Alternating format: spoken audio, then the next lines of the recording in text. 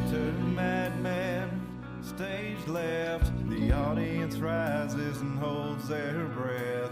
They let the vampires into their house, pretend they don't see when the teeth come out.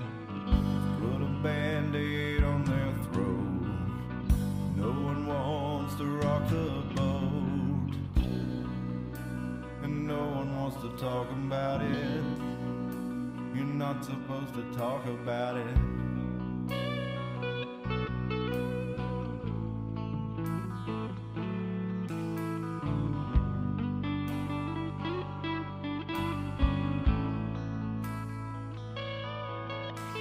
The curtain rises and the players come out.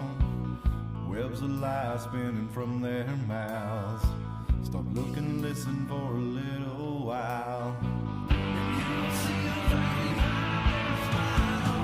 Pay no attention to the men behind the curtain. Just look away when you see the blood spurting down to a steady drip. I promise to leave you a little bit. I'll be back for another drink tomorrow. I love the taste of your terror and your sorrow bathing in your blood. It's never enough. Program reality, double thing, duality, root upon the face of all mankind. Our numbers up and the dead hold inside. Go along to get along. Hypnotized by the siren song. The graves are empty and the crypts are cracking open. The horde's upon you and you stand there frozen, waiting for the word. Stand in line and wait your turn. Don't follow the strings to find out who is pulling. Just drink your poison, keep on laughing and drooling, eating your own flesh. The master always knows what's best.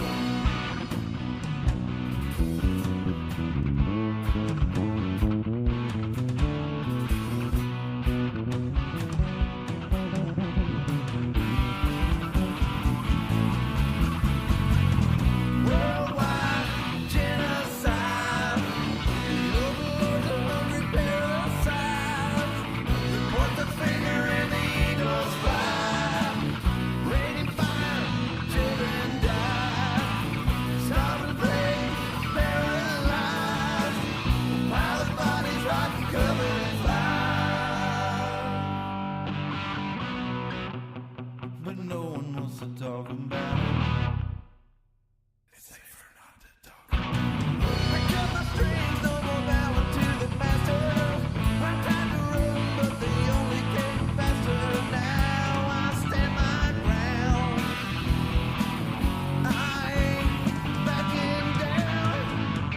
Silver bullets in my pistol in my holster. My will is strengthened and my confidence is bolstered. Don't test my resolve. Don't test my resolve.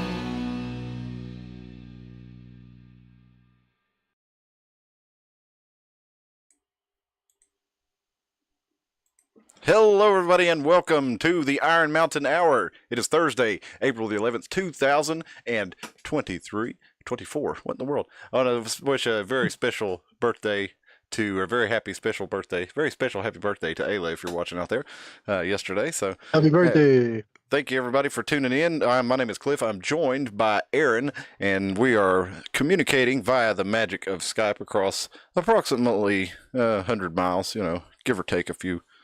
And it's a pretty wild thing that we're able to do this. And just imagine 20 years ago, the idea that anybody could just get on and put together a show and communicate with somebody else. We could even, take calls and all kinds of cool stuff like that. So it's pretty wild. So be sure and follow us on X. YouTube will be here every week. We're doing all kinds of good stuff with the show this year.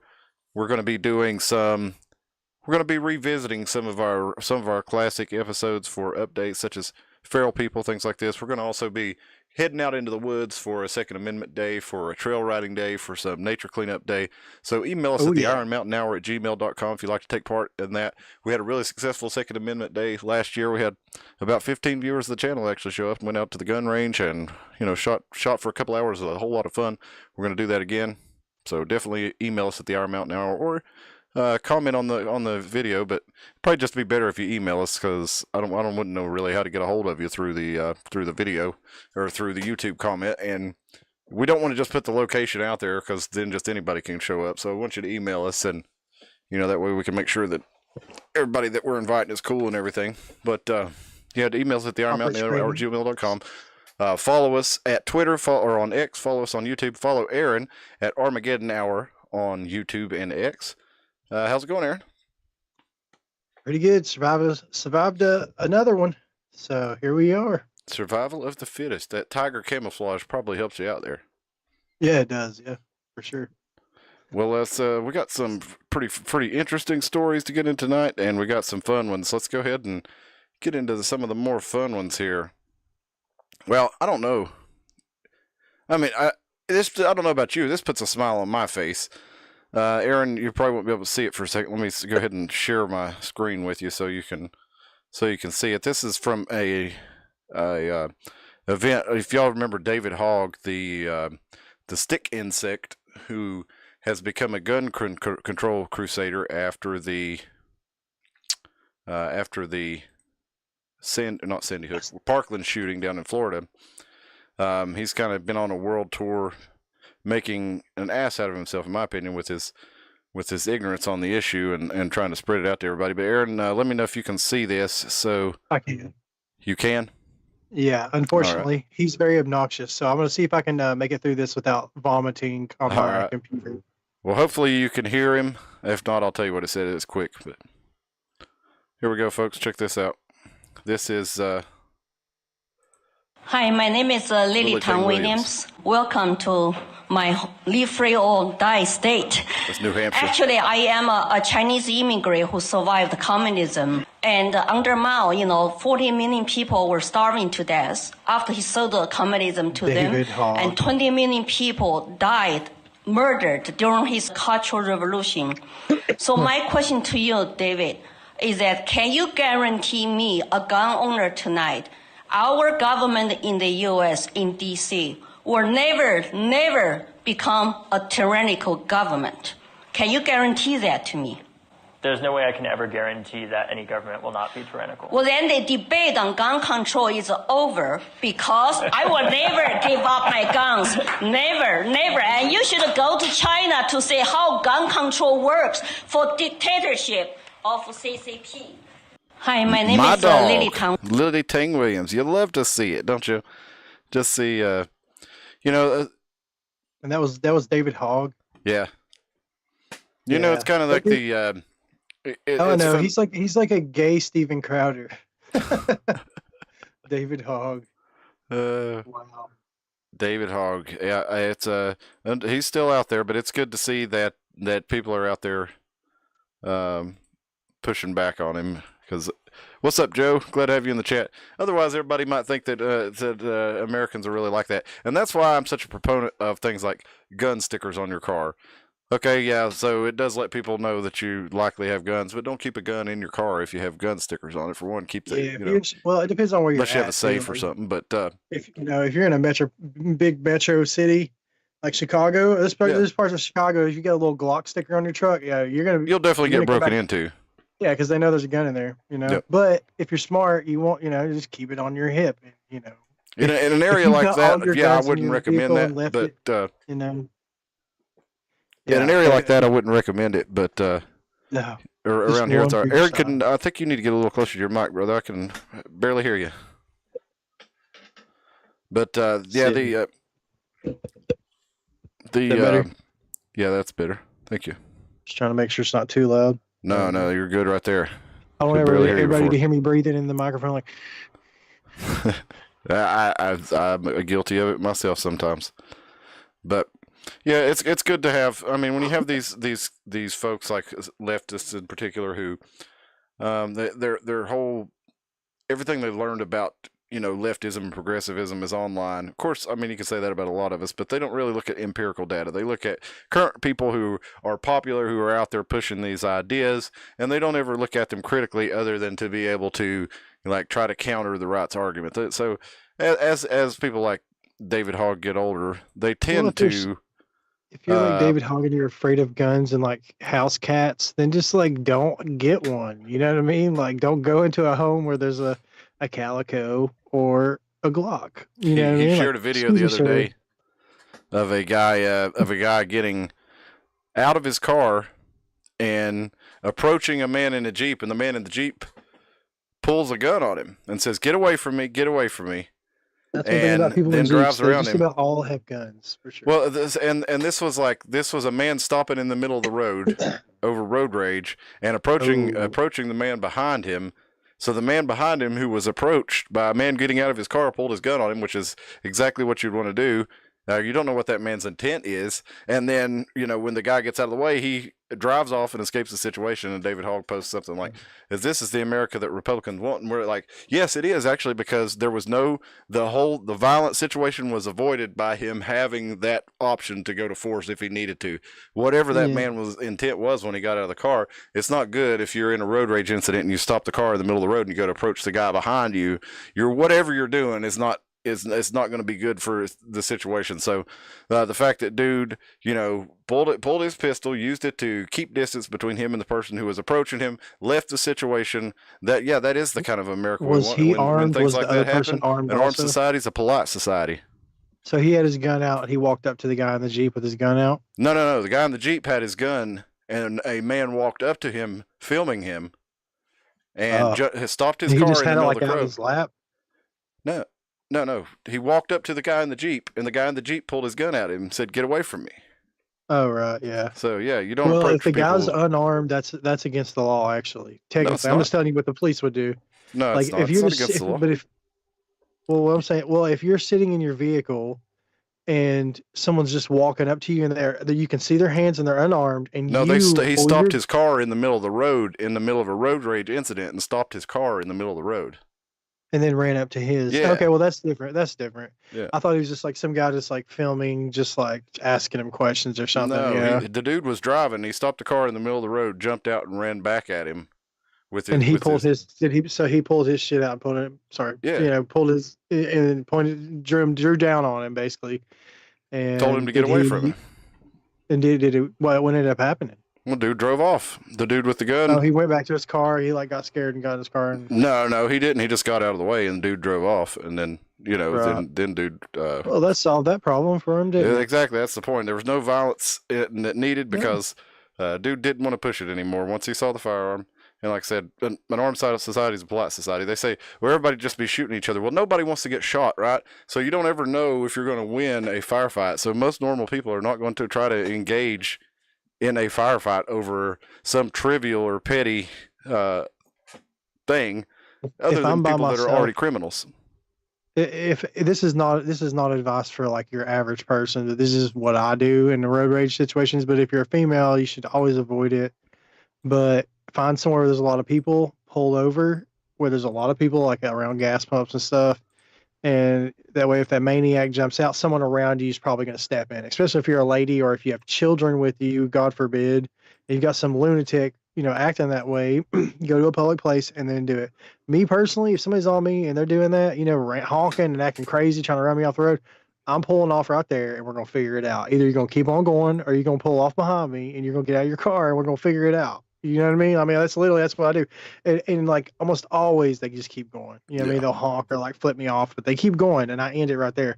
And, I always try to position, if I'm in that situation, I get back behind that person somehow. Yeah. You want to be in the position where I don't like them behind me because I've had people get up on me like, like the Jeepers Creepers, man. It's just like some crazy old lady, like, you know what I mean? Like, oh, man. Shoot, I've had some pretty wild road rages up here. Up here in Sevierville, let me tell you something. There's a lot of tourists driving, and people I see people in the ditches. For God Almighty, if you come up here, you rent a cabin, and you're up here on these roads, you just drive slow. I mean, I can't tell you how many people I see off in ditches or off the embankment completely down in there. Like, they're calling the big boy tow truck in to pull you out. So, But you know, it's not the flat roads. It's not a video game. There's no guardrails on half the roads. So, just gotta take. I was trying to find that. Here we go. I'll show you this video of the what I was telling you about. Well, maybe I will. Give me your car! Look at this. Look at this shit. Hang out. One moment, people. Sorry. Technology's cool, but sometimes it takes a second to get it going. All right, here we go. Share the screen. Technology. And here we go. I gotta get this. Give me your car! Look at this. Look at this shit. Hang on, I gotta get this license plate. He pointed a fucking gun at me. Look at this shit. You're going right. I'm going right to the fucking. That's why it's Look at this. You can't draw Look at this somebody like that, even if they're just walking up to you. I don't have to wait. I don't have to wait to see what he's going to do, Aaron. Well, I mean, if you approach me in my vehicle, if you stop your vehicle and get out and approach me, I'm gonna put myself in a position where whatever you're going to do, especially if you're acting aggressively, I'm in a position to respond. If you're approaching my vehicle and you're not getting away, and the guy started filming right as he pulled the gun out, so who knows what he did before that. But That's either true. way, that is very true. Yeah.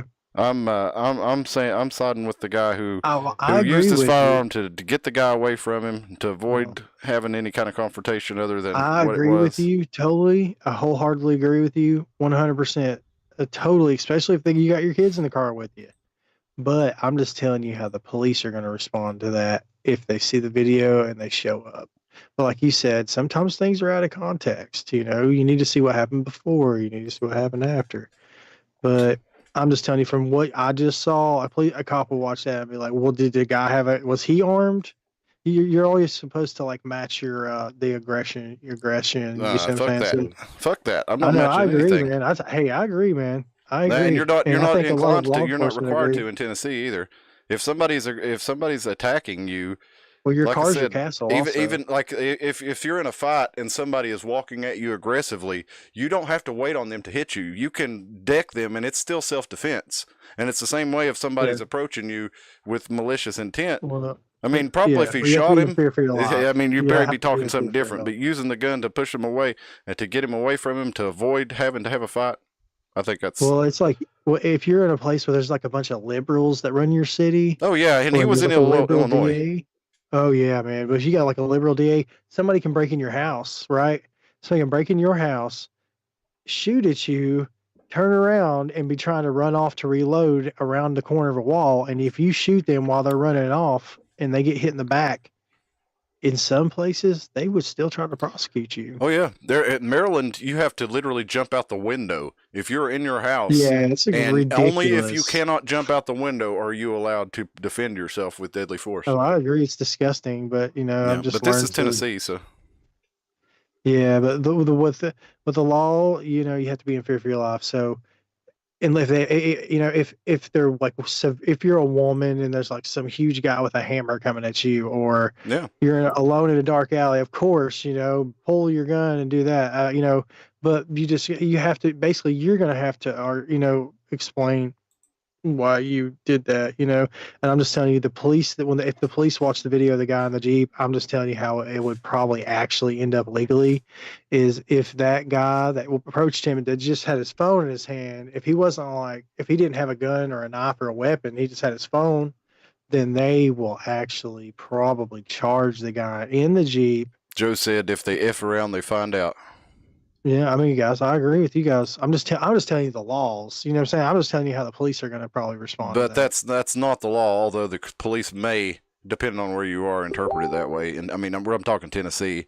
Like if you're, like again, most of the time the police, if the police are also going to see that guy stopped his car in the middle of the road and got out. Okay, why did he do that? Probably some kind of aggravated assault charge or something. Why would he get out? Why would you stop the car and block traffic and get out of the road and approach a driver behind you? Okay, you're not going to say hi.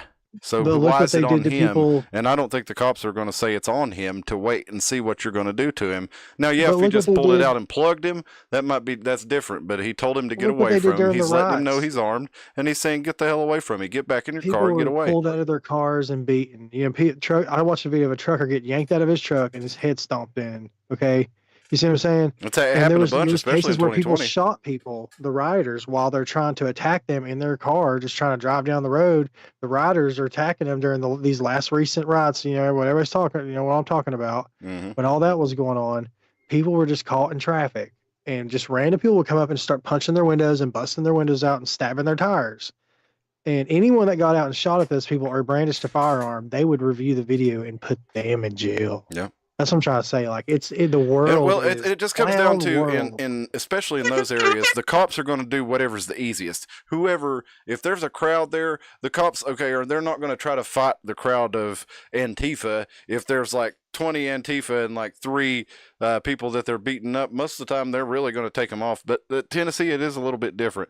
But anytime you have a big crowd like that, the cops are going to go with whoever is the smallest group that is involved in the troublemaking. So I see what you're saying there, but the guy Kyle Rittenhouse shot was a literal child molester. Yep. Okay, he shot a child molester, and we're arguing with people who defend the child molester who got shot for pointing a gun at a kid, trying to hit him with a fucking skateboard while he's already down. You see what I'm saying? Like, well, that was all 3 of them together. But yeah. Well, let's get on to the next story because we got a lot to get to tonight. That one was supposed to be a quick one, which it doesn't always work out that way. Let's look to. I don't know if I really want to. I don't know who this guy is, so we're just real quick, and you can't see his face or anything. But this is what Scanner Food calls overly aggressive panhandling. Guy with a cone on his head says he's in need of tent and weed, and he got somebody in the comments saying the guy's mentally ill, which I mean he's standing in public with a cone on his head, but still that's some call him mentally ill. I call him eccentric. Yeah. But here we go. We got over in Elizabeth, and we got. You remember the bridge that's out in Unicoi County? This is from Elizabeth and Carter County Priority News and Alerts. They're having a go at it. This is pretty much what we need down there in Gap Creek, because apparently that bridge is still going to be covered for another year or so. So Tim Mayer for Carter County and Elizabeth and Maeve. Tim Nave for Elizabeth and Carter County Mayor. I just pulled a major Joe Biden there, didn't I? I said, Tim Mayer for Carter County Nave, man. You got to do it, Jack. Walks in circles. Fix the bridge.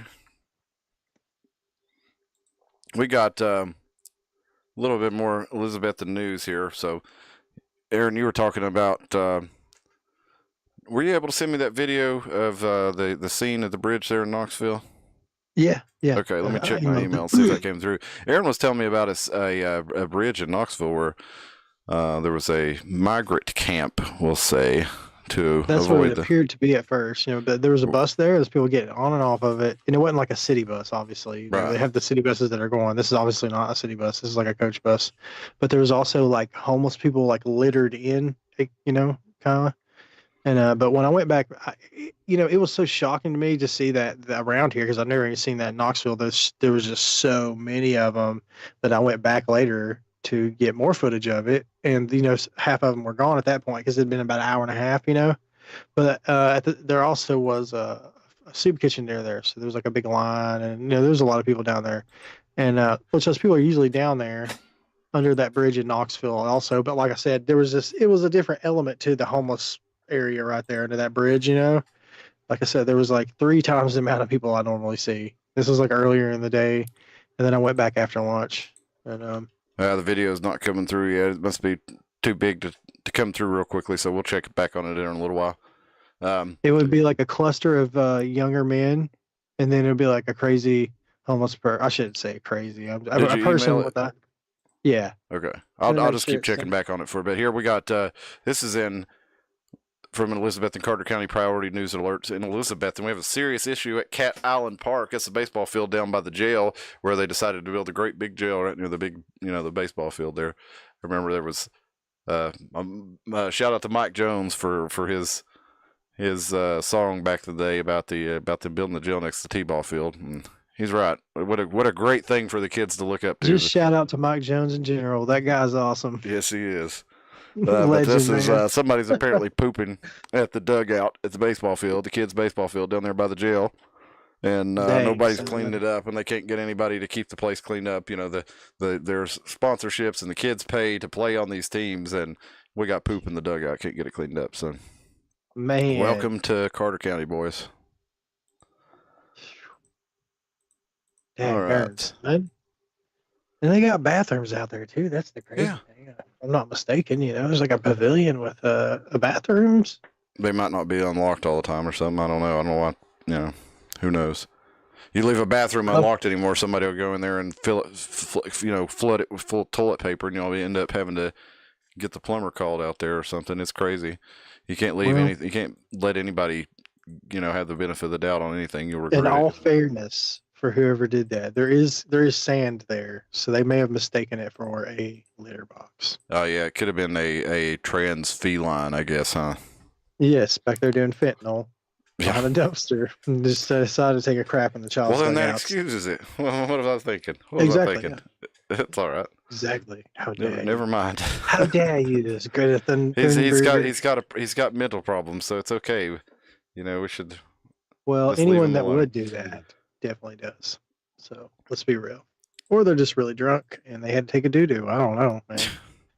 It's whoever it is definitely Bad News Bears. What's his name? Walter Matthau, the drunk, or Billy Bob Thornton. There's probably some teenage kids, and they just do weird things like this. I don't know, man. If that was some teenage kids, he looks like he's been drinking a lot of bottom shelf liquor. Oh man, downtown Johnson City, they used to poop in like the little cubby hole where you go into my apartment building, like right downtown. And I'm not gonna say the name of it. I would be nice, but there would be like people asleep. Like you would step over them to go to work. You know what I'm saying? Yeah. And my girlfriend at the time, it made me nervous. I was just like, oh yeah, I remember when I would work downtown, I'd be walking down there and they'd be sleeping in the doorways. Yeah, she was like not a very large human being. She was a little tiny human being, and I was like, man, I can't have these. Like, one guy tried to bop me one time. I was like, hey, don't play games with me, man.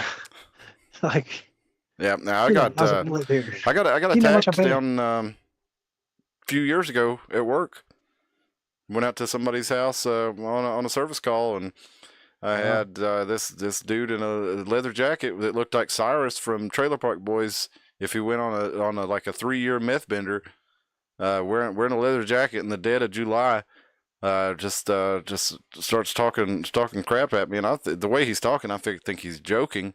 And the next thing I know, he comes and tries to take a swing at me, and I ended up ducking, and this is kind of how I get my mentality. I ducked under it and kind of pushed him off of me and threw him down on the ground, and I got down like in a fighting stance and, put my hands up, and then I was like, I don't know who the hell this dude is. He might have a knife in his pocket. He might have a gun in his pocket.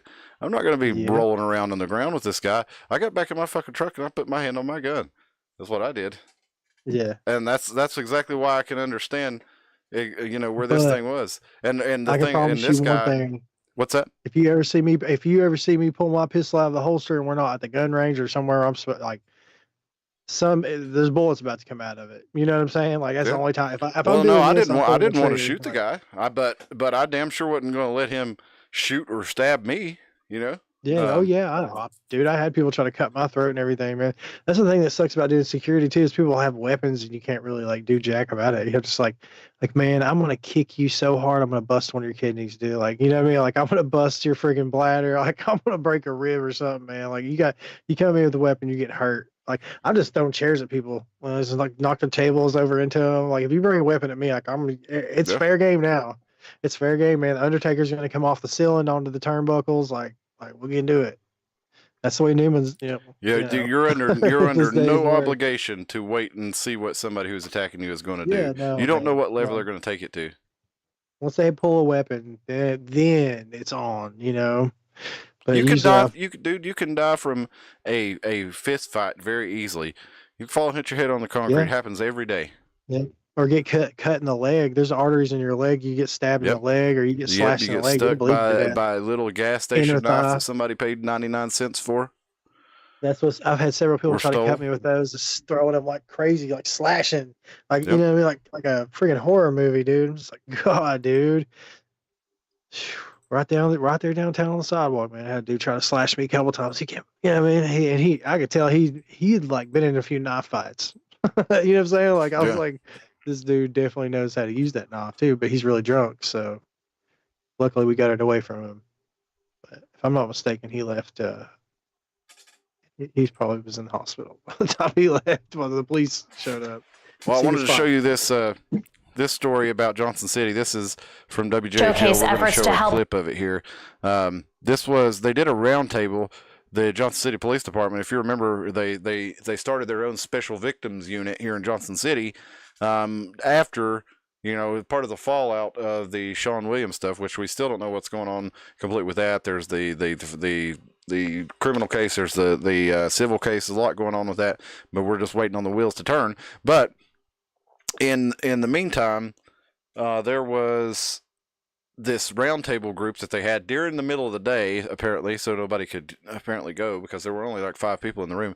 But I want to show you this Miss Kathy Ball, the city manager in Johnson City. I want to show you something that I think is very key in her response to this. This is from WJHL. To changes within the police department on handling such cases, to a review of 5 years of sexual assault cases and how the police department handled those. Accountability on the city's part. So this is real quick, I'm going to show you the way that they framed this story too. Johnson City criticized at its own roundtable for past sexual assault police work. How dare you criticize me at my own roundtable? You know, I like the way they frame that. Like, oh, at its own roundtable. Like, oh, well, they're just trying to be so nice. No, look, they did not investigate these things for a long time. And I want you to show you a couple things right here. The police never charged Williams with any sex crimes, right? See right there? And this is until he got indicted on a federal ammunition charge from that federal prosecutor, that Cat Dahl, that's doing the lawsuit against Johnson City. So he was under investigation for several, right? But he never were investigated. That's what the whole thing's about.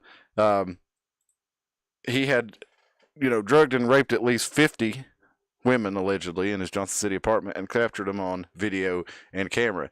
So we'll go down right here to this. And then got loose from the prison. Yeah, got loose from the feds. Had his shackles and handcuffs, and yeah. So this is not shown in the video, but I wanted to show you this. This roundtable is a good conversation. This is the lady named Wiley. I forget her first name. We'll look at it in just a minute. She's on the video. But she said, other things I've seen you do: wear teal, which is the color of Sexual Assault Awareness Month. Tie teal ribbons around trees, which in my opinion is a huge act of what we call performative activism. And she's absolutely right. You're tying a pink ribbon or a teal ribbon around a tree. Sexual assault awareness, that's your department's answer. Like, no, we are totally aware that there's sexual assaults going on. Y'all are the ones not investigating them. And y'all want to tie some teal ribbons up on a tree and act like you're doing something and then be like, oh, why is the community so outraged?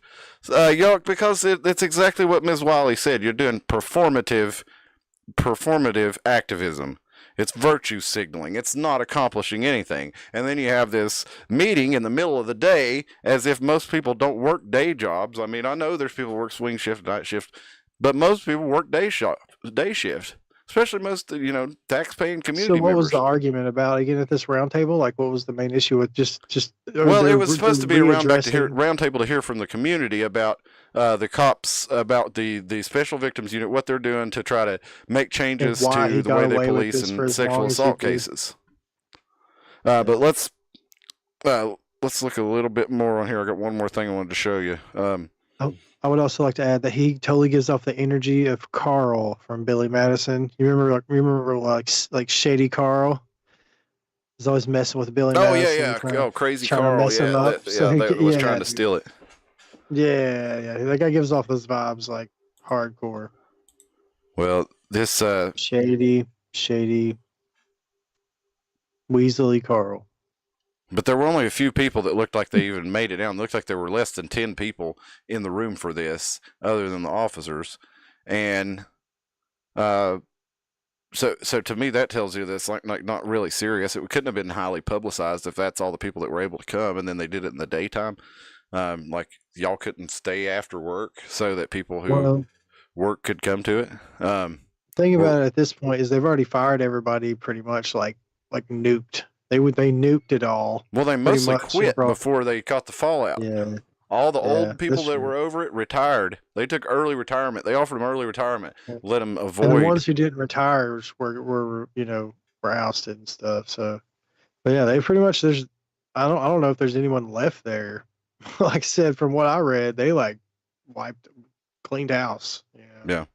Well, there was a lot of changes there, but like I said, as soon as all this started coming out, everybody that was there, they were like all the bigwigs got an early retirement. They should have never had that option. And they said it was unrelated, of course, but I mean, you've got all these reports of him. These women have like so many reports, and then this woman falls out of the window, onto the sidewalk, and it's clear that there's stuff going on up there that's illegal, and there's clear that something was going on. How did he get out of the van? You know what I'm saying? Like, there's just so many questions I have about it that everybody has. Well, this is a quote from Maria Lovelady. Right here, she went to this is her on the right. She went to Have you the noticed event. that too? They've not talked about the van incident. Like, it's just, I guess he jumped out and got loose, and they found him. I guess she went to the event today, and she made the point that she said it's fair to say that the report as a whole suggests the processes for sexual assault victims that were done by the police department were terrible. In several areas of the process, Lovelady said. And to back her up, I wanted to look at this one part in particular. With JCPD's work on cases in which victims knew their assailants or which drug or alcohol involved, but found that, investigative shortcomings seem to stem from misconceptions and stereotypes about women and victims of sexual assault. Okay, so there's part of that where it's like, okay, you were both drunk and you had sex and now you want to say you were raped. Okay, I can get that, but that's still, they should investigate it. Further than just being like, oh, well, she was drunk, so we're not going to look into it. I mean, yes, there are cases where women, will say they were raped when they were not really. And the guy was just a total predator in every way. I mean, he like I said, the weasel energy, preying on children. I mean, just the depravity and just the guy. Well, right, and we can get into that here in a minute. I want to stay on the police response to it for now. But that's what I'm saying though. It's like if they had done their job to begin with, that he would, what I'm saying. But I feel like there's more to it. Like it's like, I know they have to protect people's and stuff, but it's just like there was a lot of questions I have about it and why he got away with it. That's the main thing. And like I said, a lot of people that I want brought up maybe and asked is if he was, because he was moving drugs, obviously didn't he get charged with drugs too? Didn't he? Yeah. So what I'm wondering is, was the local authorities gagged by the feds to not mess with him because he was giving them information about drugs in the community? That's a very good question. Was, I'm saying he was muling in a lot of dope. He was. I don't know where or any of that. I'm just saying it's a fact that's confirmed. It's not accusations. Like, this dude's got interstate trafficking. Well, we'll say it's alleged, that it's a fact that it has been alleged in a charging document. And if he was working with the federal government and was having to be was being protected because of his information he was giving them, then that's just a lot, even more questions. That's kind of like when the whole van thing happened. I was just like, well, they've got him, but I think that he absolutely knew where there was a human trafficking ring also. Okay, well, we can get into that in a minute if you want. I'd like to stay on the police here, on the as far as their response to sexual assault in general, because it was not just Sean Williams. It was their whole way of dealing with these things. What they would do was when a woman reported rape, they would send 2 detectives in a room with them. I think that's like immediately a bad thing right there. You're going to send 2 people in to do a good cop bad cop routine on a woman who's trying to report something. I think that makes it a lot more difficult. And I want to I want to get to the main reason that I brought this. It's not a comfortable environment, you know. So. No, I mean, no. It's like you feel like you're being interrogated. If you're going to sit down in front of two men, you're a woman, and you're trying to report that you've been sexually assaulted, hurt, and then you've got two men who are asking questions like good cop bad cop routine, like maybe they're not, oh well, like what were you wearing? Oh, had you had anything to drink that night? Yeah, okay. That kind of stuff. And even Kathy Ball was kind of accused of being callous in that regard. The city manager here, I'm going to show you a video of her. This is from WJHL also. This is her response. And I think we really want to look at her response to this question. Is a big concern. There hasn't been an official acknowledgement from the police department or the city to say, hey, things were done wrong, and we are fully aware of it. City Manager Kathy Ball was questioned about her handling of a press conference about a civil lawsuit against the city tied to their handling of sexual assault cases. The community believes Ball victim shamed. For those comments, I'm deeply sorry. Did you make a mistake? Then why did you bring forth this meeting today? Ball says in-person meetings like the community roundtable shows her the concerns people have. So it gives us an opportunity to refine our messages to people so that what we're trying to say to them resonates in the way that we want it to. So City officials and members of the police department. Right? Now, she does later say in the article that it's also a good way to hear the public's concern. So I don't want to put it like this is the only response she had to it. But I think this is a very key to the way this is being handled. So let's listen to it again. Shows her the concerns people have. So it gives us an opportunity to refine our messages to people so that what we're trying to say to them resonates in the way that we want it to. City officials and members. So it gives us an opportunity to refine our message to people so that what we're trying to say to them resonates in the way that we want it to. So she's saying right there that, well, these meetings are great because it lets me figure out how exactly I'm going to spew this horse shit out and have people actually believe it. Because if I come out here and I spew this out and people don't believe it, then I need to refine my message. And I'm damn sure not planning on changing what I'm doing because we've already decided that. And it's definitely got the whole like let them eat cake vibes. Yeah, it for sure does. So that feels like kind of what the whole thing is like let's pretend we're doing something. It feels like even this roundtable group, even if if the people involved in it have good intentions. Well, you got to remember there's lawsuits and let's try to teal a ribbon around this tree. There's a lot of lawsuits going on and stuff also, so a lot of it could be motivated by litigation and other things. Yeah, I'm sure you're right. I mean, where Cat Doll is suing the city. Yeah, there's like I said, there's like several. So there's a lot of damage control going on and things of that nature, and it's just a tough time to be an official right now, and I'm glad I'm not one. I'll say that. It's good when it's a tough time to be an official. I forget who said it. I think it was Thomas Jefferson, but I'm not sure. It at least may have been accredited to him. But he said when the government fears, or when the population fears the government, there's tyranny, and when the government fears the population, there's liberty. And what that means is if they're truly not a servant. I mean, I think it's obvious what it means, but if they're truly public servants, then they are going to be wanting to keep the public happy. If they are tyrants, then they don't care about keeping the public happy. So they're incentivized in a libertarian or a classically liberal society to keep the public happy. And it's like right now they get on the TV and they tell everybody that there's not inflation and the economy's the best it's been in years. Yeah. This is like everyone knows that's not true. It's gaslighting. Do you see what I'm saying? It's very frustrating. It's like it's literal mental psychological abuse. Do you see what I'm saying? Like it's things that are just so blatant lies that only someone clinging for any kind of reason to not have to disassociate from the harsh reality of that they're living in would cling to as just some kind of laugh raft excuse to keep their ideology alive. Well, let's move to, and again, you were talking about Sean Williams. We'll follow up on that as we have a little news story, or some new information on that.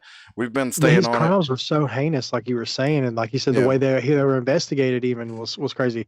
I'm just saying that it has happened that the feds have came in to. I'm not saying here or anywhere specific.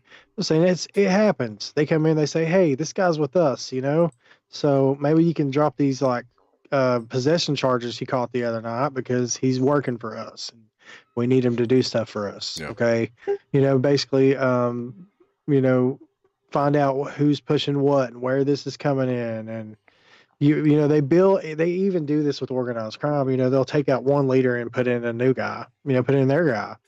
They just change the bad guy face.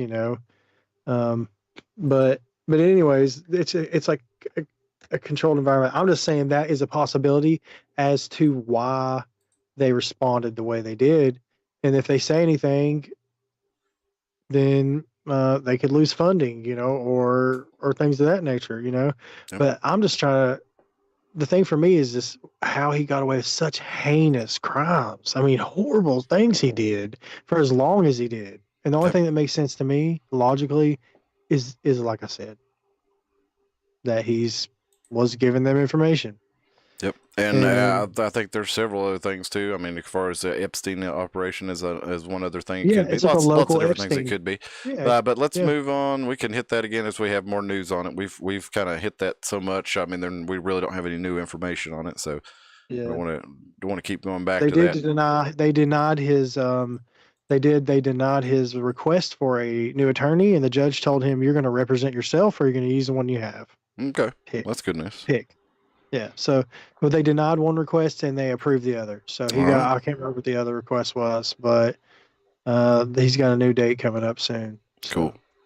All right. Well, we keep an eye on that. Let's get on to the next story. This is local superintendent from WJHL. Local and superintendent wary of concealed carry bill.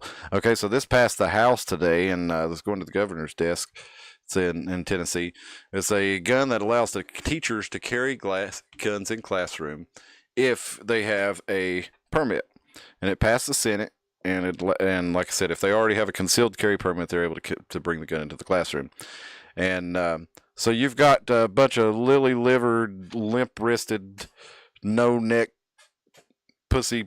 I don't even know what to call them. Guys who don't want to put their name on. They want to take a strong position one way or the other. Okay, so you got Barnett who's saying, "Well, I just think it limits the teacher's interaction with the student.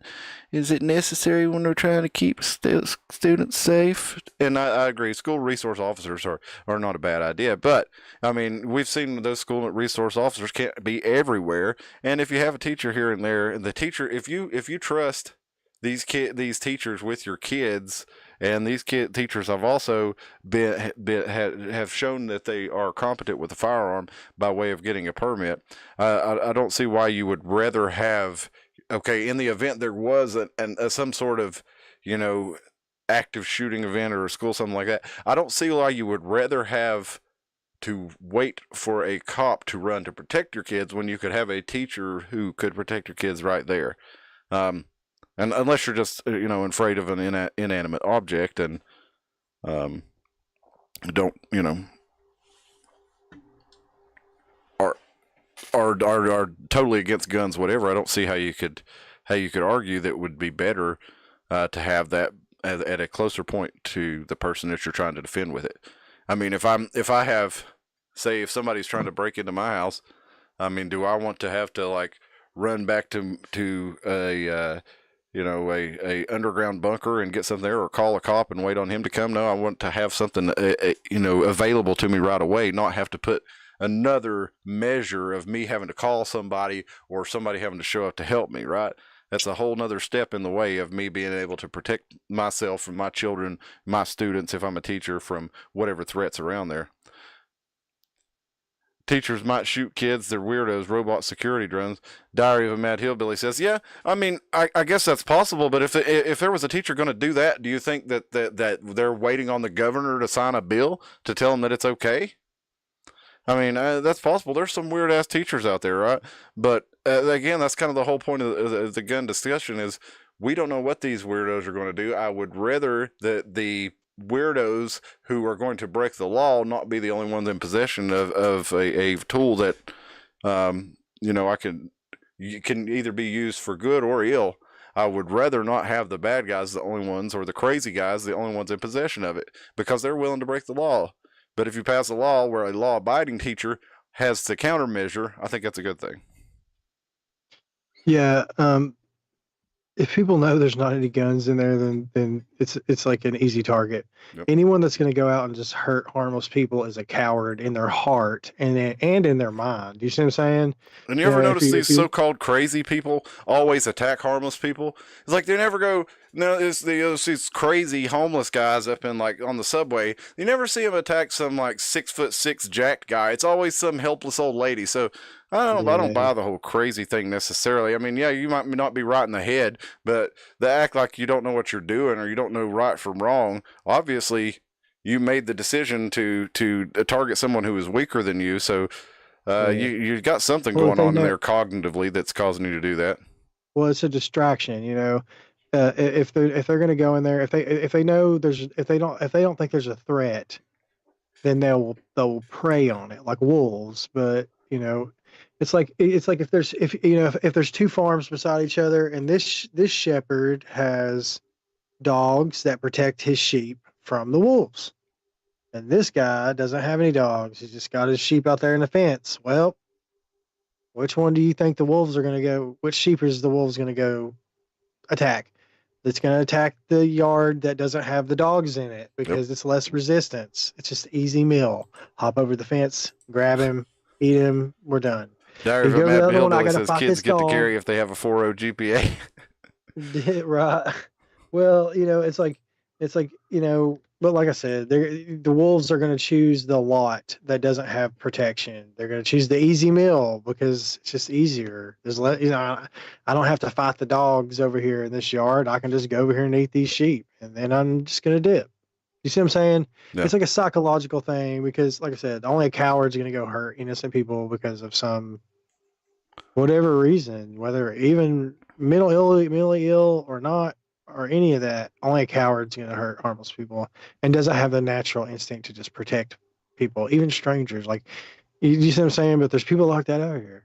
Well, I just have a problem with it, like you said, leave it at a target-rich environment. Like whether it's a school or courthouse or whatever, it's like that. Why would you want? I don't understand how stopping someone who's law-abiding or who is who your general public even from carrying is going to protect or prevent something, because the person who is intent on causing harm, again, they're not going to care about the laws. They're not going to care about a no gun sign. The only people who care about a no gun sign are people who, you know, are otherwise gonna stick to themselves and not hurt anybody, or, you know. They're definitely more worried about the money in the bank, the safety of their money in the banks with the vaults and the armed security, than they protect the children with, because the children are worth more than even the gold, and we should value and protect the kids more than that. So I agree. You know, they should have more. Hey, let's get some AI machine guns and put them outside the elementary school. And if you're on a list and you get within so many feet, the machine gun's just gonna pop up out of the ground, evaporate you real quick, and then example. Right I'm doing my part. Yeah. Yeah. That's let's see. Let's go to the next story. We got a couple more to get through tonight, and we're going to call it in. Thank you for your chats, Diary of a Mad Hillbilly. Good to see you back in there. It's been a little bit. So last story of the night. Well, no, I'm sorry. We got two more. This is the last one we're really going to the last serious story, and then we got a fun one. We're going to talk Freedom Hall.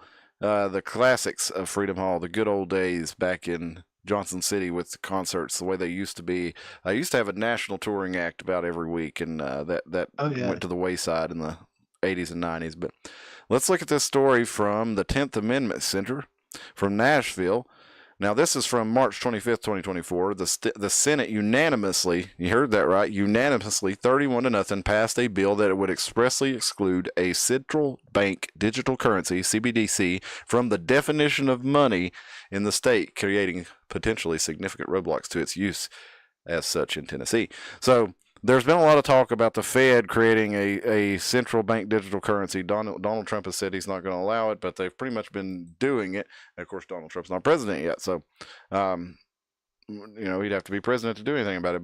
But that's pretty much what they're going into right now. They started saying that 2024 is really when they're going to go into it, and a lot of people have a fear that the economy will be crashed. Basically, the inflation will run out of control. Your dollar will be worthless. And in order to make a stipend, they will give you a deposit into your bank account with Fed coin, or they already started Fed coin. That's the one they really did start.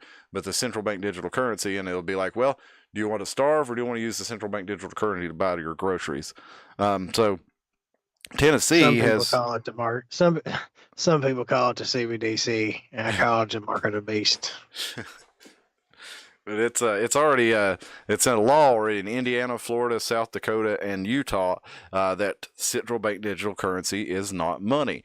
So what does that really going to do? Well, we don't know yet because we don't know how they might try to implement the central bank digital currency as money. But this is amending the Tennessee Uniform Commercial Code to change or to keep the definition of money as it is and add an amendment to not include a central bank digital currency as a definition of money. So basically, this is going to be a roadblock to setting up a cohesive system of central bank money. So the money's supposed to be backed by gold, and China's buying up all the gold right now. China's buying the piss out of gold. They really are. I mean, it is like, well, the gold market's going crazy. Look at the markets. Yeah, look at the markets. They're like buying up gold, but they're buying it. They're buying it up right now, even when most people, it's not trending to buy. Do you see what I'm saying? Because it's not low. Of course, everybody knows you buy low and you sell high. That's how you make money. But China's going against or that. You buy. It doesn't matter how much you pay for it if your currency's super inflated. If you can trade paper currency that's soon going to be worthless for gold that will always retain value, yeah, you're going to do it. Exactly. Yeah. And you don't care how much you have to print. And that's what been a trick they've been doing is they've really been inflating that money out. They pump the money printers, digitally speaking. And then this money gets loans, and they buy real property with it. We're talking the big wheelers, the wheelers and dealers of the world, the guys who got all the money the of banksters. your what you call it, the stimulus back in COVID. Yeah, like we got 1% of that with our measly little, I don't remember what they were, $1,200, $2,400 checks or whatever it was.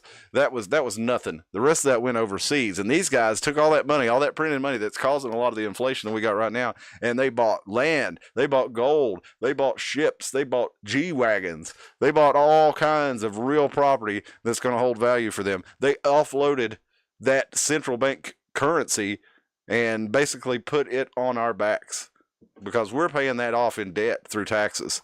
And they were able to go out and spend it while it was still at a higher value. Now it's the money that we pay back is at a lower value. So it's really screwed up because we're going to have to pay back more of it to even cover all their land and their gold and all their real estate purposes. But let's if you look at the back of your your Social Security card, if you look at the back of it, there's something called a CUSIP number on the back of it, and that is your number. You see what I'm saying? That's like your at birth. That is basically your tax number.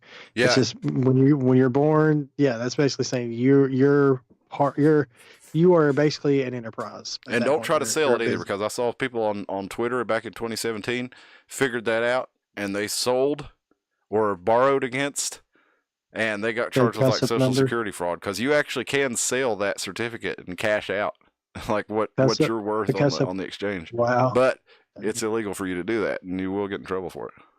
Wow. Yeah, because there was a trend on Twitter, and several people did it and like, look, I got all this fucking money, and I actually got it, and then one by one they started, popping up. Of course, they could have been a psyop to get you to. It could have been a psyop so nobody would do it too. You know what I mean? Yeah. Like, look at everybody's doing this and they're getting arrested. Oh, well, nobody else better do it. Yeah, you'll definitely be getting a knock at the door in the morning. It's going to be two older women in pantsuits, and they're going to be like, "Hello, sir." We're from the government. We're here to help. Yeah. I hope you got white underwear on today, buddy. Yeah. Well, we did have this from Jason Zachary.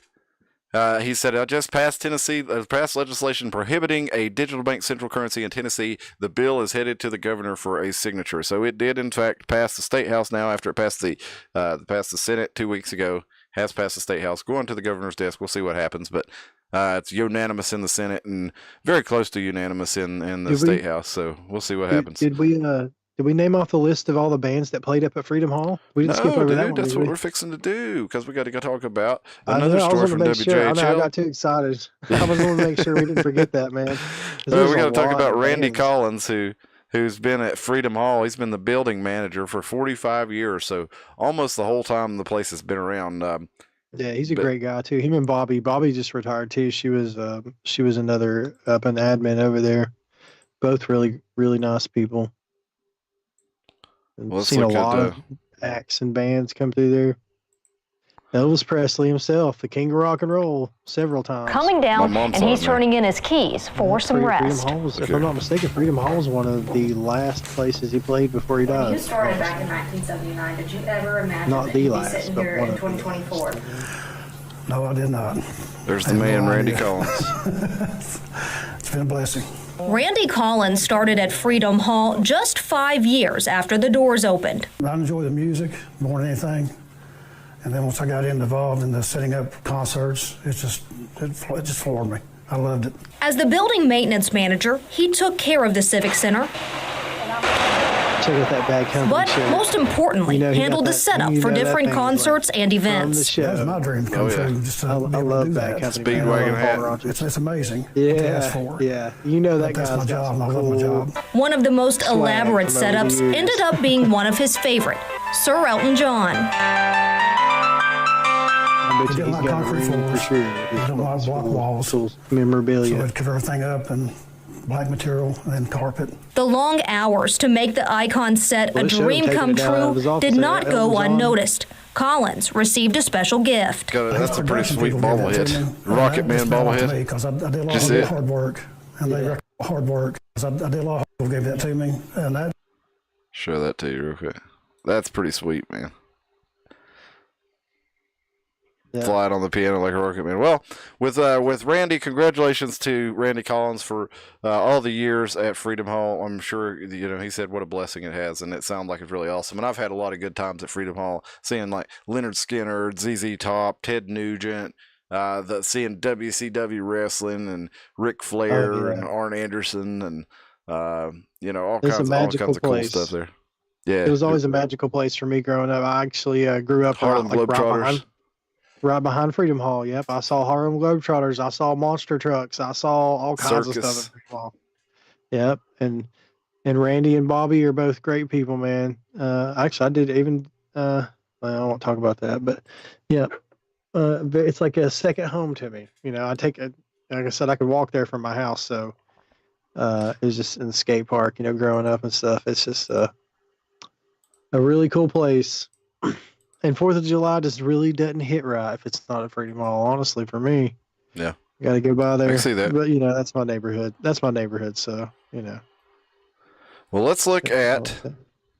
I want to read you. Go and look through this list of. This is from WQT a few years ago, looking at some of the great shows that came through Freedom Hall. And if we go all the way back to 2000, or I'm sorry, go back to 1974. You got bands like Ike and Tina Turner's Review, Mac Davis, Jay Giles Band, and REO Speedwagon. You got Atlanta Rhythm Section, Mountain. You got the Doobie Brothers. 75, you got Johnny Winters. You got BTO and Bob Seger. Joe Walsh with the Charlie Daniels Band. How about that? You ever think about? Man, I would have I never would imagined love seeing to Joe see. Walsh in the Charlie Daniels Band. Dude, That's that would be a wild awesome. combination. I mean, I bet it was cool. I bet it was cool. What's the wildest combination you've ever seen, Chat, as far as co-headliners or bands that you wouldn't expect to see playing together? I know that ZZ Top, Ted Nugent, and Leonard Skinner show. That was my first real concert. I was like 12 years old, man. It was awesome. I'll never forget it. Well, it was two. I think it was 96 and 98, wasn't it? There was They played a bunch. Yeah. There was one with Skinnerd and ZZ Top. For some reason, ZZ Top was the headliner. I saw that one, but I think I saw Nugent first. But the Nugent one I was at definitely had all three. Okay. Leonard Skinner, it had Skinner, ZZ Top, and Ted Nugent at this one. Okay. And it was a packed show. I mean, it was smoke was thick in there. It was crazy, man. It was a wild experience being like 12 years old, like I said, 12 or 13. Ted Nugent come out in a loincloth, man. He was swinging on a rope out on the stage, you know. Yeah. He had big headdress and his loincloth on, and he was shooting bows and arrows on stage. Yeah, it's pretty wild. Cool, He shot man. there was a big guitar that came down from the rafters on a Yeah. cable, and he shot it with a flaming arrow and caught the guitar on fire. It's pretty wild. He shot it out over the crowd. It's pretty wild. Oh man, look at that! Look at that for the classic country music. Marshall Tucker with this is Wet Willie and the Marshall Tucker and Outlaws. REO Speedwagon, right after Joe Walsh and Charlie Daniels. Like, you'd think it'd be Charlie Daniels and Marshall Tucker, and then REO Speedwagon with Joe Walsh, but It's nope. the label. That's why you get those weird mixes. You know, these weird Yeah. mix of bands But that's so cool. because they're both on. I agree. Yeah, I totally agree. Yeah, man. There's a lot of good. Well, you know, Aerosmith filmed the video for Ragdoll over on Hamilton Street. Yep. Right near Freedom Hall. Right, they actually filmed. If you watch the video for Ragdoll, you can look it up after this right now on YouTube. I Actually, thought it was over on the Tree Streets. it was Hamilton. It was actually Hamilton. I'm pretty sure. Okay. But you know, Hamilton's not far off from the Tree Streets. It's pretty close. Okay. But yeah, Hamilton is right there near the Kiwanis Park. That's where they filmed that video. Was right there near Kiwanis Park. I'm not going to show From the what I- actual. We're not going to watch the video or anything, but I'm going to see if I can find a still from it where you can tell where it Yeah, is. Johnson City. Yeah, but the live footage, you know, them on stage in this video for Yeah. Ragdoll. Yeah. That's actually at Freedom Hall. Okay. Yeah. So I mean, I it was didn't know like, that makes sense. yeah. Though. So here we go. We're not going to actually play the video, so we don't run afoul of the copyright restrictions and then make us take it down. Yeah, I forgot about that. But there, yeah, is that Freedom Hall? That's Huh? I Freedom didn't know Hall. that. Sure That's is. awesome. Yep. Yep. People in Let's see that if we crowd. can was find the streets probably of Johnson people's City on here parents. any. See, this house was like a frat house, wasn't it, or something? They probably filmed at a couple of different locations. I bet they did. I bet they shot some over at the frat houses and the tree streets because that's where all the frat houses are. Everybody knows that. And Hamilton Street. That's New Orleans, though. Yeah, that's not Johnson City. Yeah, that's New Orleans. That is absolutely the French Quarter. One of my favorite places. so is I've that. ever been. Let's see. Yeah. But they for sure use Johnson City on here. I think it's towards the end of the video. Yeah, they did. It was on. If you keep scrolling, I'll see it. That It's looks right like there. Johnson City right there. If that ain't a damn Hamilton Street front porch, I don't know what Yeah. is, bro. I know. Like I said, that's my damn neighborhood over here. Oh, I there we know. go. I Yeah, know that's Wilson. Johnson City, all right. Yeah, man. That's I'm pretty over. sure I even know where that house is. Yeah, I do too. I think I'm pretty sure that's near the VA over there. Like I said, near Hamilton Yep, Street. you're right. Yep, it is because I know that house. Yep. Like I said, Kiwanis Park's right there. But yep, sure enough, Aerosmith. Yeah, that house right now. I drove by that house a million times. Hamilton Street, man. That's How about crazy. that? Yeah, that's wild. But I like how they mixed in Hamilton Street and Johnson City, mixed in with like Bourbon Street in New Orleans, which honestly, those are two of the wildest places. Yeah, it's kind of like Charlie Daniels and Marshall Tucker. I mean, Charlie Daniels and Joe Walsh. It's just like mayo and peanut butter. Well, how many of these did you see? Did you see any of these? We got Uriah Heep. I love Uriah Heep. Look here. Edgar Winters. Keep it on my thing. With Oh, man, with Black Blue Oyster Sabbath. Cult. I would love to see Uriah Heep and Blue Oyster Cult. Yeah, that would be cool. The Blue Oyster Cult did some awesome shows because they knew you were dropping acid and mushrooms and stuff. So Yeah. they were putting those light shows, and Uriah Heep was the same way. But if you ever Doobie watch on YouTube, Veteran of the Psychic Wars or whatever the hell it's called by Marshall Tucker, or not Marshall Tucker, Blue Oyster Cult. And watch that light show, man. It is wild. It's wild. Imagine if you were tripping on something and saw that. Oh man, look at that lineup. Kiss with Rush. Yeah, I've never man. heard. I don't know who the kids are. I don't either, but Kiss and Rush is awesome. America. You got Aerosmith and Ted that? Nugent in 75. Man, Willie Nelson and Marshall Tucker Band and the Outlaws. And the Outlaws, that's nice. like Chris Christopherson and Johnny Cash and the Outlaws, man. Waylon Jennings. Elvis did 3 days in 76. Yeah. Neil Sedaka and Bruce Springsteen in 76. Montrose in 76. Santana. Ted Nugent. Ted Nugent's there all the time, man. He comes back every year, doesn't he? Yeah. Because here he is probably with Deep comes down to Purple and hunt. Nazareth. Ted Nugent, Deep Purple and Nazareth, that would be a badass show. Dude, Kiss, Bob Seger, and Frank Zappa. Talk about a yeah. wild show. Hell yeah. Dude, that would have been a good one, too. The Doobie Brothers and Hart? Oh, shit. Nazareth. I don't mess with her. That's a funny song. Robin We'll see. Trower. Bridge of Sighs there. Who we got? John Denver in 76. Blue Oyster Cult, Mother's Finest, and the Ramones in 76. That's awesome. Oh, man, the Ramones played there? I didn't know Dude, that. that's even cooler. I had no idea the Ramones played Freedom Hall, too. That was always kind of a dream of mine. Yeah, it'd be awesome to play there, man. And it I didn't even notice it has the attendance on it, man. Really? I didn't notice It what sure that was. does, So the doesn't it? attendance, Yeah. it looks like 8,000 must be the cap on it. Because Kiss, Bob Seger, Frank Zappa, and the Mother's Invention, they had 8,000 people. Oh, wait, no, that's not the most. Elvis over 3 performances had 20,000. Let's see how many Elvis had in 77 when he came back. Elvis had 8,000 in 77. So, yeah, 8,000 must be the capacity. Kiss and the Dictators in 77 did 8,000. ZZ Top and Blackfoot, that'd be a good show. Skinner and Mother's Finest and Sea Level. Yeah. I've never heard of Sea Level. Bad Company. Jimmy Buffett. Foghat and Styx didn't do very good. Only 3,500 people came to that. Oh, Ted man. Nugent Beach and Nazareth. Beach Boys. Beach Boys brought the crowd, didn't they, in 1977? Yeah, 8,400. Wow, 8,499. AC/DC. There it is. AC/DC UFO Motors. Oh yeah, that would be a good one. I know 8,000 Rock and Roll people. Randy was at that one. Charlie Daniels, Edgar Winter, and Wet Willie. No, I think that one would do better around here. It's the only 3,800 people went to see Charlie Daniels and Edgar Winter. Styx and April Wine got 5,000. Canadians.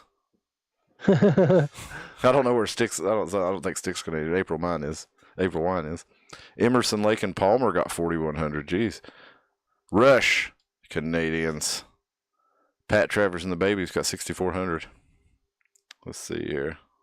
I think they were one of those one-hit wonder bands. I can't remember what their one-hit was. REO man, Speedwagon, AC/DC. Ronnie James Dio Solo, and Rainbow in 78. Wow. It did 5,700. Oh man, it should have. It should have. That's a good show. Yeah, that would have been a great one. Bob Seger played there quite a bit too. Yeah, 78. He did 5,600. Had Chicago, Atlanta Rhythm Boston. Section back again. Blackfoot, Nantucket. Blackfoot's awesome, man. Molly Boston. Hatchet, man. In Boston did Boston, 7,400. That's awesome. Hart did 8,500 with Firefall in 79. That's awesome. I've got Firefall's autograph in there on my wall right now. From they just played with Marshall Tucker Band. I got Marshall Tucker's autograph also. It's in a frame. Were you playing in the Pillbillies when we played in Greenville down at that place? Rio's? Yeah. We I played thought you Rio's were. several Yeah, times. remember we went. So me and Aaron were playing in a band, and it was we had set up to book this show, and this guy's like, oh yeah, we'll try you guys out or whatever, and we should have known. We should have researched a little bit and not accepted the show, because it turned out we were playing as a country and kind of country rock act, and we took a show in town the same night that Marshall freaking Tucker was at the Niswonger Performing Arts Center. So after Marshall Tucker was over, when we had already played for like 3 hours and were wore out, we had some bikers start pouring in and start watching the show. But then it was we were done. We weren't going to stay and play any longer because we weren't getting paid well. So, and we were wore out from playing, and so we played for about an hour, and then we were done for the night. And I think that was all the time we had. I think maybe we did stay until the bar was done, didn't we? But either way, bad. Always check and see what else is you're competing against in town. So, like if we were, like another night we were with Upchurch the Redneck. We were competing against him, and like, man, we should have not played on the show on the night Upchurch was in town because everybody's going to see Upchurch. Let's see. I would love to compete with Upchurch, but we just weren't there. Let's get back to the... Oh, I stopped sharing the... Oh, Aaron, are you there? We think we lost Aaron. We sure did. Let's see if we can get him back real quick. We're about done for the night. Hate for him to miss out. Hate for y'all to miss out on him. Appreciate you sticking with us here at the Iron Mountain Hour. Be sure and go follow us on X, follow us on Twitter, on YouTube, on Rumble. If you're not following us in any of those places, be sure and hit us up there. And well, it looks like we're not getting back through to Aaron. I don't know what's up with him. Hopefully he'll get back up. But we're about done here. I just want to go through a little bit more of this, a little more of the Freedom Hall list. We got Eric Clapton, The Muddy Waters, Cheap Trick, Mahogany Rush, Blackfoot, April Wine, Nazareth, Molly Hatchet, Blackfoot again, Nantucket, Triumph, ACDC, Sammy Hagar, Blue Oyster Cult. Look at this. This is, I'm not even showing it to you. Here you go. Every week, like, at 427, every couple weeks, we'll say. Looks like every 2 to 6 weeks, you're having a national touring band coming through. I mean, big bands, like the biggest guys, the biggest rock and roll acts and country acts of the day. If you look right here, 928. 79, you got ACDC, Sammy Hagar, then less than a month later you got Blue Oyster Cult, Robert Palmer and Rainbow. Less than a month, a week after that you got Peter Frampton, Pat Travers, Mother's Finest, and then right at a month after that, or less than 6 weeks after that, you got Foreigner selling 8,500 tickets. You got Sha Na Na. Wow, they only did 2,400 in early 1980. But like right there around Christmas, you got a gap each year. But then after that, it's about every month to every couple of weeks. You got John Denver, then Hart, right after the week after that. So there was always a good act, and you keep going all the way down. Molly Hatchet, Cheap Trick, Judas Priest, Whitesnake, and Iron Maiden, Blackfoot, Foreigner and Billy Squire selling 9,000 tickets. They were all the rage back in '81. The Beach Boys. I mean, you got everybody up in here. I know, and of course we can't look at everything, but just if you're watching the show, you can see these. This list goes on and on. Hart and Eddie Money, Loverboy and Joan Jett, 9,250 boys. Man, Johnson City loved that 80s vibe, didn't they? With like Loverboy, that's one of the highest ones. You got Billy Squire, he's one of the highest ones. Of course, REO Speedwagon, Survivor did 8,500. Loverboy again. So Johnson City loved him some Loverboy. They loved him some Billy Squire. Let's see, Def Leppard there. But again, as we keep going, this is, Billy Squire was a week before Aerosmith. And that was like 2 weeks before Triumph and Molly Hatchet.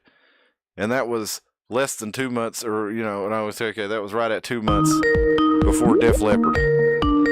So there was always a good show going on. Let's see if we got Aaron back here.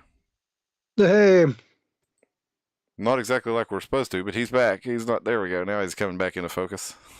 I went and got a cookie during my intermission. Let's see here. And we're just double showing you, Aaron.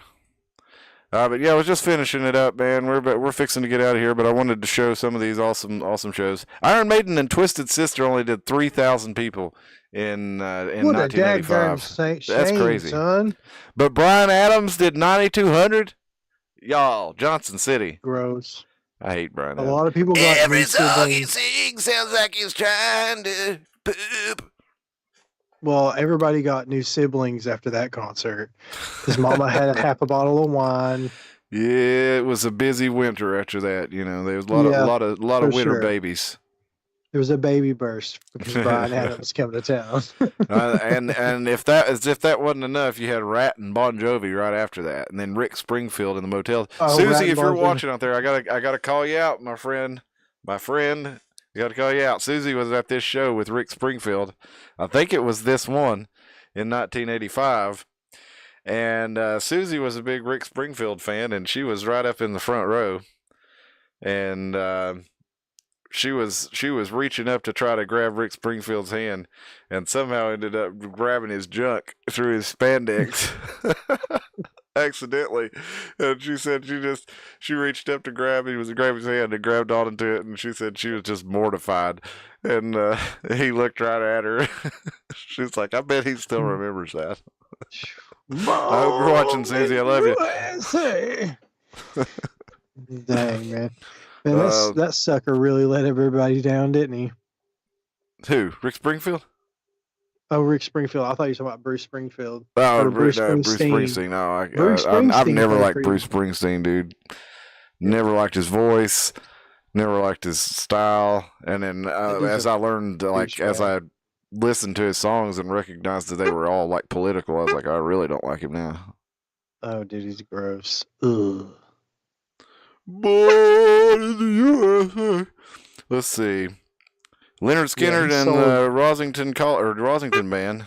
Leonard Skinner come back a bunch, man. I can't believe. Okay, can you believe this? Yeah. Get this. In 1988, Poison. Poison. With Unskinny Bop. Do you remember that song? Look What the Cat Dragged In. It was a huge album. Oh yeah. I can't believe that Poison only drew. Where'd it go? I lost it. There must have been like a controversy with Bret Michaels around that time. It was Poison and Brittany Fox and where the hell did it go? It's 1988. I'd say during the 80s. Oh yeah, here it is. Poison, Brittany Fox, and Lita Ford from the Runaways. Only 2,000 people came to see Poison. Wow. And then 2 weeks after that, 9,000 came to see AC/DC and Cinderella. So I guess Johnson City made a statement. Everybody was saving their money up for AC/DC. They were like, yo, we're going to see AC/DC. We want to see real rock and roll, not... they brought the bells and everything, man. It's like the AC/DC concerts at Freedom Hall were like extra legendary from what I've heard. Like, you know... Well, Cinderella came back after that AC/DC concert with Winger and the Bullet Boys. This was about 5 months after that. They came back and sold 8,500 tickets, almost as many as they sold with AC/DC. So Johnson City loved some Cinderella too. And I always used to want to hear them on WQT, and they would play them every now and then, but very rarely. And apparently they were really popular. I did security for Kiefer Band, man. Kiefer Band is the singer from Cinderella's solo stuff, but I got to do security for him like on stage, and it was them and with Faster Pussycat and LA Guns, and that was a crazy good show. Let's shout out East Tennessee Distillery. They are having They are having Faster Pussycat out, so check them out. East Tennessee Distillery. Our friend Wilbur Kilb over there in Tiny Hillbilly selling that moonshine. They are putting together a show with Faster Pussycat. Wow. I'll never forget it. They played "Got Your Number" off a bathroom wall, and it was just like the crowd went nuts. It's like I worked that one. I did security for him up here in Knoxville at the Harley Davidson. So a lot of people would say that the reason Freedom Hall fell off was because of the controversy with White Zombie. Remember that in the early '90s? I think it was 1991. But they had a bunch of bands come back after that. Had booked the White Zombie to come out, and they ended up not doing the show, and it made a nationwide stink because Freedom Hall, but we don't want them to play their music, so they ended up playing at Viking Hall, which a lot of people said that's the reason for the downfall of Freedom Hall. It doesn't appear to be, because like we've just looked through this list, the thing was popping on through the late '80s, but about 1988. That's Motley kind of when it Crue. started slowing down to only like, Oh man, look, Stevie Ray Vaughan. 87, 80, 85, up to 85, it was pretty. 38. No, I mean, really, if you look at it, let's look at it again Priest. here. With Ozzy Judas his Priest. Diary of a Madman tour back in 82, it looks like it was really busy up until about 80, and then it kind of fell off slowly in the 80s, even though they still had a lot of good shows.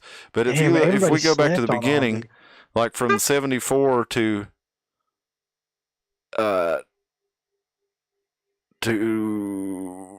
80, right there, that's like a good portion of the list, and then it really slows down. There's not as many shows after that. But when we get to the 91 here, it's I mean, it really has already leveled off.